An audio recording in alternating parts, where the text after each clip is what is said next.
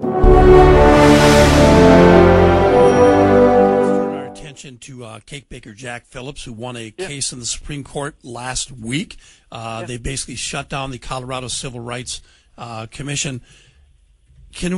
Is it possible we could be reading too much into what was decided last week? Well, I don't know. It depends on what somebody says they're reading into it. But let me say this, brother. Listen, that's a fair question you asked, but here's the deal. Now, I want your audience to hear me out on this for a few minutes. And again, this is just my opinion and my analysis, okay? But I'm usually 100% correct in everything I say. Pause for a laugh. Yes, pregnant pause. Okay. Yeah, I'm being sarcastic, folks. But listen, I've given a lot of thought to this. I've been on the forefront of opposing gay marriage, not opposing gay people. I mean, not being, a gay hater, but just, homosexual marriage is just, I stand on the Word of God. It's not biblical. It just isn't. And it causes this aggressive, radical, what I call homosexual agenda. It causes these kinds of societal upheavals. Now, let me explain what I mean. So we've got this decision. I've got something good to say, very positive to say about this decision, and then something a little more negative, or something a little more introspective. And so please hear me out. Here's the deal. On the positive side, we just had a 7-2 Supreme Court decision where they reversed the decision of a state's aggressive action against a Christian business person. And truly, that's what this was about. And the Supreme Court said so.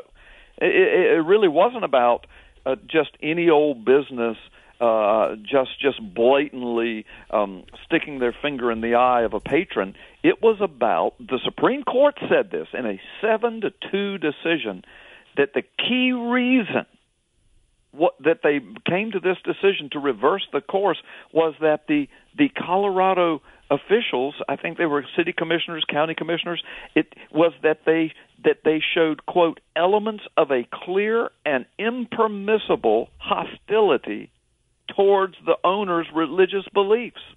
Now, that's huge, guys, because what the Supreme Court has done here, now see, the mainstream media, they are really trying to play this down. Like, well, okay. See, they were shocked by this. They thought the Supreme Court was going to uphold Colorado and say, no, you can't do this. But not only did they overturn it, but let me say it again. It was 7-2. When's the last time we've had a 7-2 decision out of the Supreme Court? Good point. You see, this is huge. Okay, now there's a negative side to it, but hang on. But right now I'm still on the positive side. So, and their reasoning was you can't openly be hostile towards a business owner because of their religious beliefs. You can't do that in America. You can't. Now, one of the pieces of evidence that the court referred to was when a Colorado commissioner who was responsible for leveling this charge against the cake baker said, quote, the court said, quote, he disparaged Phillips' faith as despicable. And see, the Supreme Court said, whoa, wait a minute.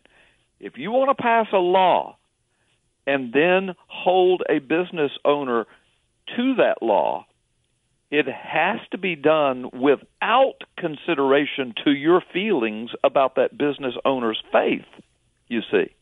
And so when they passed a law basically aimed at targeting Christian business owners and then held Phillips accountable to the law and then called his faith despicable, can you imagine a Colorado County Commissioner or a city commissioner calling a Muslim business owner and saying, your faith is despicable, or a Jehovah's Witness or a Mormon no, you can't even imagine that.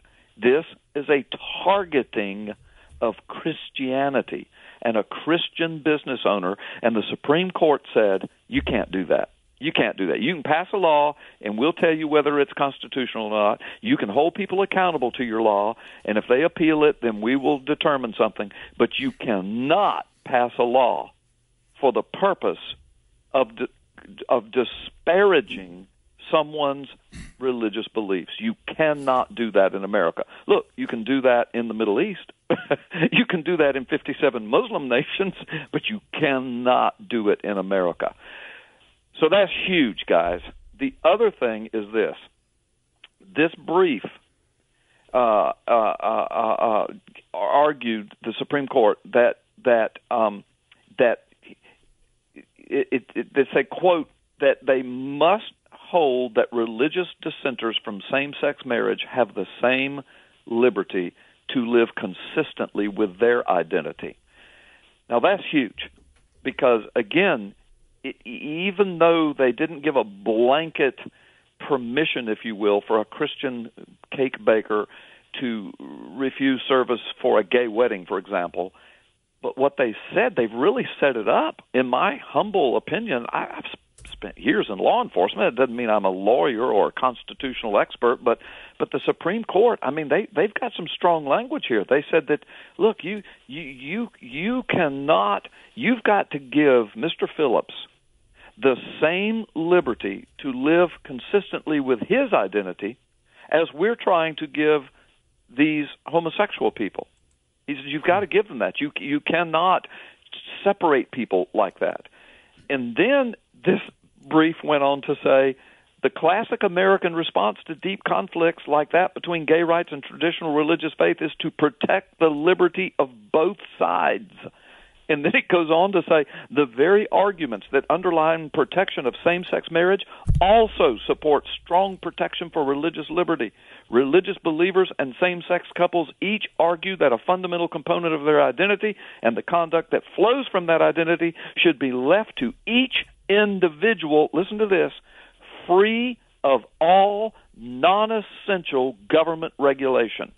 Again, guys, good constitutional lawyers who will argue cases in the future with these kinds of decisions are going to refer to this Supreme Court decision and their language that says, look, you can't just have a state like Colorado attacking Christianity, calling this business owner despicable because he's a Christian, and then punishing him with a law that protects one group over another. Now, does all that make sense before I go to the negative side? Makes total sense, Carl. Let's hit the negative before we go to break. Okay. All right. You want me to hit that before we go to break? Yes, sir. Okay. The bottom line is this, though, guys. Here's where we are. And this is why it gets very complex. Because the fundamental problem is not that the gays wanted their cake baked, and it's not that the Christian said, I just can't do it, it's against my beliefs. And it's not even that this dude from Colorado who was making this decision against the cake baker said, your religion is despicable. Now, those are important elements. But the problem is, our culture, because of the overall silence and political correct position that the church has taken. Jesus said, if you lose your saltiness, you will be trampled underfoot. So in 2015, the Supreme Court, a much more liberal one, trampled underfoot the entire institution of marriage, the entire historical institution, societal institution, American institution, and most importantly, biblical institution. They trampled it underfoot. And that's the bottom line. Now watch. Here's why I'm saying it gets complex. Because what if that cake baker, who's Caucasian, what if a black couple, a man and a woman, walked in and said, hey, we want you to do our wedding. Said, I'm sorry, we don't serve black folks. Mm-hmm. Okay. What would we be talking about today? We would be saying, you know what, that cake baker needs to be put out of business. Well, of course. Well, why? Well, first of all, it's unbiblical to have that treatment of people based upon their skin color.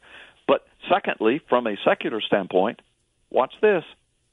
The law says you can't do that. Exactly. Okay. Well, for him to deny a homosexual couple, that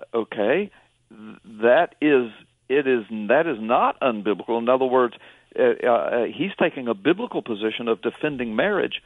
But what?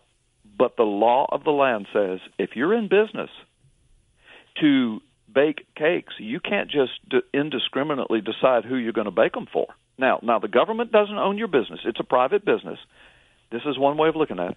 It's a private business. But on the other hand, you can't tell a black couple or an Asian couple or a Hispanic couple. You can't say, no, we don't serve your kind in here. Okay, so there's where we are, guys. Now, for example, you say, yeah, but he should be allowed his religious beliefs. Okay, do his Christian beliefs say that fornication is okay? Well, no. Do his Christian beliefs say that adultery is okay? Well, no. So does this same Christian baker refuse to bake cakes for people who were shacking up together before they got married? Does he refuse to bake cakes for an adulterous wedding? In other words, somebody left their first spouse because of an adulterous affair, and now they're going to remarry. Do they refuse to bake those cakes? Do they refuse to bake cakes for people who who are not virgins before they marry? And how would they know? You see what I'm saying, guys? Yeah, it's much more complex than we would like to think it is on the face. Yeah. So my point is, this thing is not over with yet. There has to be somehow a biblical, moral, constitutional middle ground here. I don't really know what it is yet. I'm still thinking and praying hard about it. The bottom line is the Supreme Court decision was much more powerful than the mainstream media would have us to believe. They are horrified by this decision. The leftist media, they're the ones continually saying, oh, this doesn't mean that much. This is no big deal. It's not what you Christians think it is. No, actually it is. Actually, it's exactly what we think it is.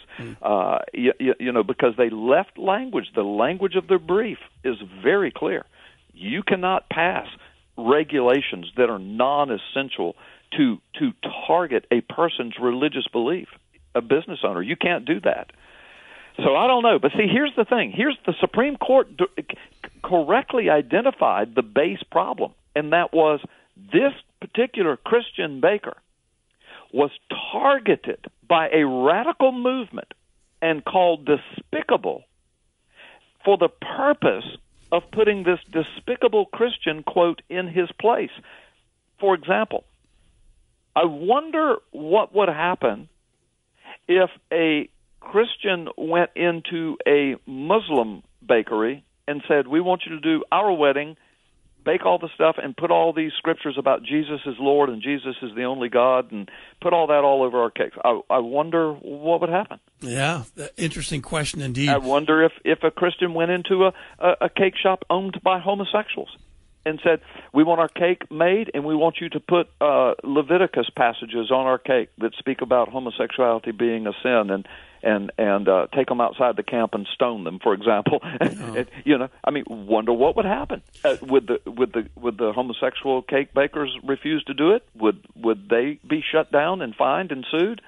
See, this is a very, very complex issue. It is indeed, and round two, I'm sure will happen real soon. You're listening to Stand Up for the Truth. Pastor Carl Gallups. When we come back, is the